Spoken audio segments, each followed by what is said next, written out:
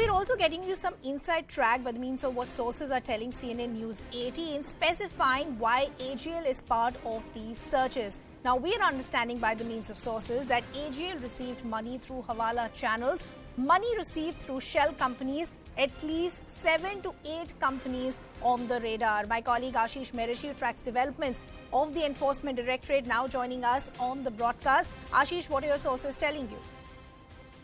So, the information that we've received is I asked specifically to a source in Enforcement Directorate about why there were searches on National Herald, especially Associated Journal. What was the reason? What was the rationale behind it?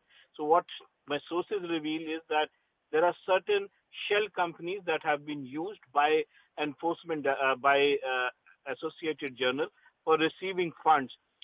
So what we have been told is that 2-3 people who were basically instrumental in giving money to Associated Journal through shell companies will be shortly summoned for questioning.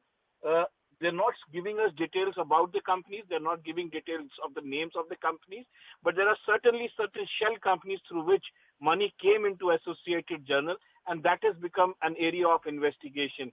So in case that has happened, and in case Enforcement Directorate is able to prove it in the court of law, then obviously, as we have been saying, that the proceeds of crime would become very important in this case. And in case they are able to prove that the proceeds of crime have landed into Associated Journal and then further it has gone into the hands of Young Indian, then Young Indian becomes a company which basically is the holder of proceeds of crime. So that is going to be really the crux of the matter.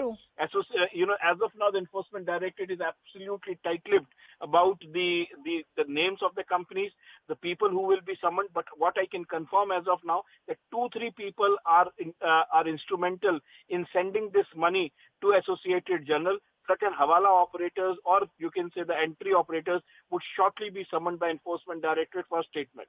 Okay, Ashish Merishi, thanks a lot for getting us all those details. I want to now